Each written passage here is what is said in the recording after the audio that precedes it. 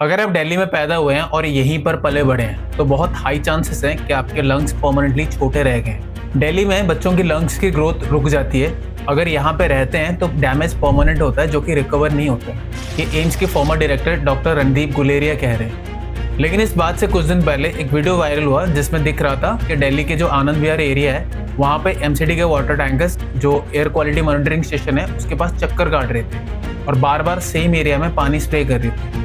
ये वही स्टेशन है जो दिल्ली की सबसे खराब एयर क्वालिटी को रिकॉर्ड करता है। और जब ये वीडियो सोशल मीडिया पे वायरल हुआ तब पता चला कि ये कोई एक दिन का इंसिडेंट नहीं था। लोकल रिक्शा ड्राइवर्स ने बताया कि ये काम 2 हफ्तों से चल रहा था और पानी स्प्रे करने के बाद जो पोल्यूशन की रीडिंग्स है वो सडनली कम दिखाई दे रही थी, फिर 2-3 घंटे बाद वापस बढ़ जाती थी। यह है इंडिया के एयर पोल्यूशन क्राइसिस, जहाँ पे गवर्नमेंट प्रॉब्लम्स को सॉल्व करने की जगह पे नंबर्स को हाइड करने में लगी हुई है। लेकिन इन सब इंसिडेंट्स के बीच 29 अक्टूबर को एक इंटरनेशनल मेडिकल रिपोर्ट आई। रिपोर्ट के अकॉर्डिंग 2022 में 17 लाख इंडियंस एयर पोल्यूशन की वजह से मारे गए। लेकिन इंडियन गवर्नमेंट ने इस रिपोर्ट को रिजेक्ट करते हुए कहा कि ये जो रिपोर्ट है स्टेटिस्टिकल मॉडलिंग है, एक्चुअल डेटा नहीं है। तो फिर सच्चाई क्या है? कितने लोग एक्चुअली में मर रहे हैं और इतनी बड़ी प्रॉब्लम होने के बाद कोई एक्शन क्यों नहीं लिया जा रहा? इस वीडियो में मैं आपको 3 चीज़ें बताऊंगा। पहला कि मेडिकल एक्सपर्ट्स क्या कह रहे हैं और हॉस्पिटल में क्या हो रहा है। दूसरा, गवर्नमेंट का ब्लेम गेम और मॉनिटरिंग की सच्चाई। और तीसरा, चाइना ने अपनी एयर क्वालिटी 42% इम्प्रूव की तो इंडिया क्यों फेल हो रहा है। तो चलिए शुरू करते हैं। पहले बात करते हैं डॉक्टर्स की। डॉक्टर रणदीप गुलेरिया जो कि एम्स के फॉर्मर डायरेक्टर हैं, उन्होंने इसे पब्लिक हेल्थ इमरजेंसी कहा है। उन्होंने सीधे कहा है कि पोल्यूशन अब कोविड से ज़्यादा लोगों की जान ले रहा है। उनके अकॉर्डिंग हर बार जब एयर क्वालिटी खराब होती है 4 से 6 दिन बाद हॉस्पिटल में पेशेंट 15 से 20% तक बढ़ जाते हैं। एंड ये सिर्फ ब्रीदिंग प्रॉब्लम्स नहीं है। डॉक्टर गुलेरिया ने एक्सप्लेन किया कि जो PM 2.5 के पार्टिकल्स होते हैं वो इतने छोटे होते हैं कि सीधे ब्लड स्ट्रीम में घुस जाते हैं।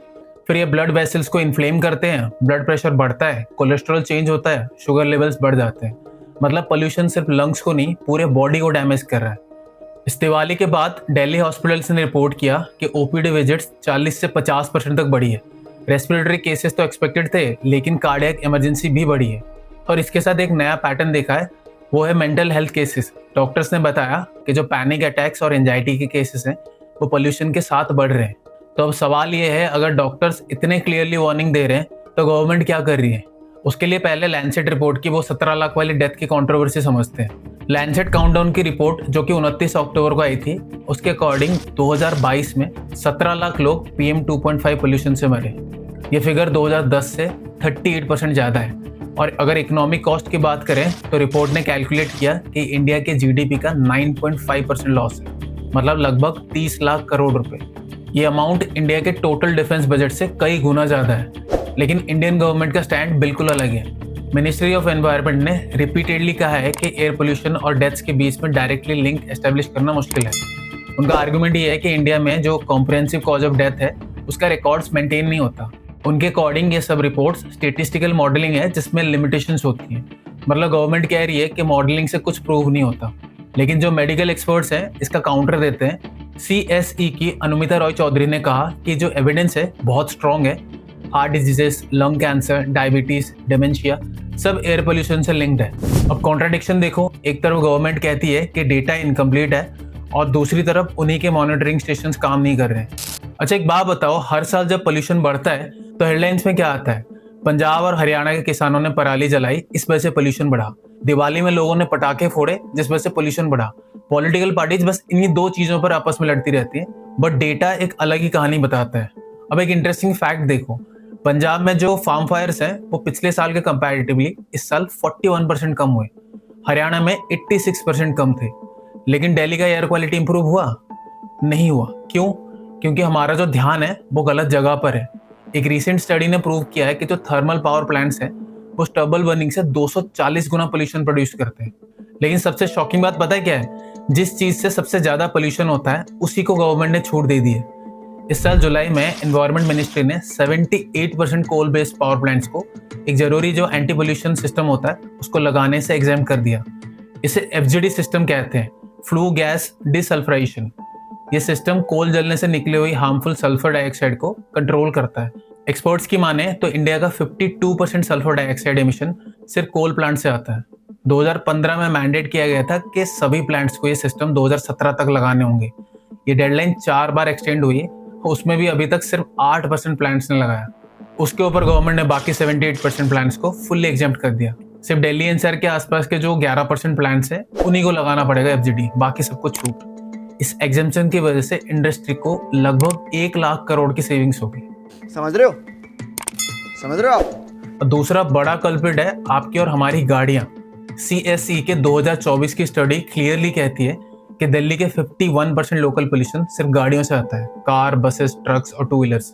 तो ब्लेम गेम पराली पर चलता रहता है, लेकिन असली कल्प्रिट जो है थर्मल प्लांट्स और व्हीकल्स पर आसानी से कोई एक्शन नहीं लिया जाता, क्योंकि इलेक्शन में वोट और डोनेशन दोनों ही जरूरी होता है। स्टार्टिंग में आनंद विहार के जिस वीडियो की बात मैंने की थी वो आम आदमी पार्टी के लीडर सौरभ भारद्वाज ने शेयर किया था। वीडियो में MCD के वाटर टैंकर्स आनंद विहार के एयर मॉनिटरिंग स्टेशन के पास बिल्कुल आसपास में पानी स्प्रे कर रहे थे। आनंद विहार दिल्ली का सबसे पोल्यूटेड एरिया माना जाता है। CPC भी इसकी रीडिंग्स को मॉनिटर करता है। ट्रिब्यून इंडिया के रिपोर्टर्स जब 27 अक्टूबर को खुद वहां पे गए, local e rickshaw driver Manoj Kumar ने बताया कि ये जो टैंकर्स है रेगुलरली यहाँ पे मॉनिटरिंग स्टेशन पर आ रहे हैं और पानी स्प्रे होता रहता है। एक वाटर सप्लाई ने भी कंफर्म किया कि 4 से 5 गाड़ियां एक हफ्ते से वहां पर ऑपरेट कर रही थी। अब इसका टेक्निकल इम्पैक्ट देखो। सुबह 11 बजे जो PM 2.5 की रीडिंग थी वो 172 थी और PM 10 की 351, दोनों ही वेरी पोर कैटेगरी में। बट दोपहर 1 बजे जब स्प्रेइंग पीक पर थी तब आप लेवल देख लो, PM 2.5 गिर के 120 हो गया और PM 10 263। फिर कुछ घंटे बाद रीडिंग्स फिर से बढ़ के 2.5 132 और PM 10 315 हो गया। इसका मतलब ये है कि पानी स्प्रे करने से उस लिमिटेड एरिया में पोल्यूशन टेम्परेली कम होता है, लेकिन अगर आप मॉनिटर के बिल्कुल पास स्प्रे करेंगे तो रीडिंग्स मैनिपुलेट हो जाता है। और ये बहुत ज़्यादा डेंजरस है, क्योंकि लोग AQI का डेटा देखकर डिसाइड करते हैं कि बाहर जाना सेफ है या फिर नहीं, मास्क पहनना चाहिए या फिर नहीं। अगर रीडिंग्स आर्टिफिशियली कम दिखाई दे रही है तो लोग गलत डिसीजंस लेंगे, हेल्थ रिस्क को अंडर एस्टिमेट करेंगे। बीजेपी और MCD के ऑफिसर्स ने इस बात को डिफेंड करते हुए कहा कि ये जो वाटर स्प्रेइंग है ये ग्रैब के अंडर डस्ट कंट्रोल मेजर है, लेकिन उन्होंने ये डिनाई नहीं किया कि स्प्रेइंग मॉनिटरिंग साइट्स के बिल्कुल पास हो रही। और ये डेटा मैनिपुलेशन तो सिर्फ एक तरीका है, दूसरा तरीका है डेटा कलेक्ट ही मत करो। सुप्रीम कोर्ट में पता चला कि दिवाली के टाइम पर दिल्ली की जो 37 मॉनिटरिंग स्टेशंस है उनमें से सिर्फ 9 ही काम कर रहे थे। तो जब डेटा ही नहीं होगा तो प्रॉब्लम पेपर पर दिखेगा नहीं और एक्शन लेने का प्रेशर भी नहीं बनेगा। लेकिन क्या इस प्रॉब्लम को ठीक किया जा सकता है? बिल्कुल किया जा सकता है, क्योंकि चाइना जो कि एक टाइम पे सबसे ज्यादा पोल्यूटेड था उसने अपना एयर पोल्यूशन कम करके दिखाया है। देखो 2013 तक जो चाइना की एयर क्वालिटी थी वो बहुत बुरी थी। बीजिंग में साल भर एयर क्वालिटी हाजर्डस में रहती थी, लेकिन फिर सितंबर 2013 में चाइना ने air pollution action plan launch किया। प्रेसिडेंट जिनपिंग ने एडमिट किया कि एयर पोल्यूशन बीजिंग की सबसे प्रोमिनेंट प्रॉब्लम है, और फिर उस प्रॉब्लम के लिए चाइना ने एक्शन लिया। $270 बिलियन का बजट रखा पोल्यूशन कंट्रोल के लिए, दुनिया का सबसे बड़ा एनवायरमेंटल इन्वेस्टमेंट। इस प्लान के थ्रू 3 मेजर स्टेप्स लिए गए। पहले तो व्हीकल रेस्ट्रिक्शंस लगाई, संघाई, बीजिंग और दूसरी सिटीज में नए व्हीकल्स के रजिस्ट्रेशन को लिमिट कर दिया। Licence plate lottery system start किया, बस फ्लीट्स को इलेक्ट्रिक कर दिया। दूसरा जो कोल पावर प्लांट्स थे उनको बंद कर दिया। पॉल्यूटेड रीजन्स में नए कोल प्लांट्स पर कंप्लीट बैन लगाया, और जो पुराने प्लांट्स थे बीजिंग और टिएनजिन एरिया में उनको शट डाउन किया। और तीसरा है afforestation, great green wall project शुरू किया। 35 बिलियन ट्रीज लगाए 12 प्रोविंसेस में with a massive $100 billion investment. इसकी वजह से 2013 से 2021 तक टोटल 42.3% रिडक्शन हुआ PM 2.5 में। EPI का एनालिसिस कहता है कि अगर ये ट्रेंड कंटिन्यू रहा तो जो एवरेज चाइनीज सिटीजन है उसकी लाइफ 2 साल तक और बढ़ जाएगी। अब इंडिया का कंपैरिजन देखो, इस महीने का IQAir का डेटा कहता है 30 डे मूविंग एवरेज में न्यू दिल्ली का जो PM 2.5 का लेवल है वो बीजिंग से 14 गुना ज्यादा है। और ग्लोबली जो टॉप 100 पॉल्यूटेड सिटीज हैं उनमें 65 सिटीज इंडिया के हैं, चाइना के सिर्फ 16 हैं। 2017 में ये सिचुएशन पूरी उल्टी थी, तब 75% मोस्ट पॉल्यूटेड सिटीज चाइना की थी, इंडिया के सिर्फ 17। मतलब लास्ट 8 ईयर्स में चाइना ने इंप्रूव किया, इंडिया की सिचुएशन और भी खराब हो गई है। चाइना ने प्रॉब्लम को एडमिट किया, मैसिव इन्वेस्टमेंट किया और मल्टीपल सेक्टर्स में साइमल्टेनियसली एक्शन लिया। लेकिन इंडिया में हम प्रॉब्लम सॉल्व करने की जगह पे डेटा हाइड करने में लगे पड़े, और इसका अंजाम कौन भुगत रहा है? अभी कुछ दिनों से दिल्ली में जो AQI है वो 500-600 क्रॉस करना नॉर्मल हो चुका है। नवंबर 5 से गवर्नमेंट ने फाइनली ग्रैब 4 को इम्प्लीमेंट किया है। Heavy vehicles, diesel cars ban हो गए हैं, स्कूल्स को पार्शियली ऑनलाइन कर दिया। लेकिन ये सब एक्शन तब लिए गए जब AQI already severe plus category में पहुंच गया था। मतलब रिएक्टिव अप्रोच है, प्रॉब्लम होने के बाद एक्शन। चाइना जैसे प्रोएक्टिव प्लानिंग नहीं है। इसके साथ एक और चीज हो रही है, मोन्यूमेंट्स को डैमेज। रिसेंट स्टडीज में पता चला है कि जो रेड फोर्ट है उसमें अब ब्लैक क्रस्ट दिख रहे हैं। ये क्रस्ट जिप्सम और हैवी मेटल से बन रहा है जो कि स्ट्रक्चर को अंदर से डैमेज कर रहा है। तो एक तरफ लोग मर रहे हैं और दूसरी तरफ हेरिटेज साइट परमानेंटली डैमेज हो रहा है। But political parties blame game खेल रही हैं and to be honest I don't think कि उन पार्टीज या फिर उन नेताओं की गलती है, वो हमेशा से ऐसे ही थे। मुझे लगता है हम सब रिस्पॉन्सिबल है इसके लिए।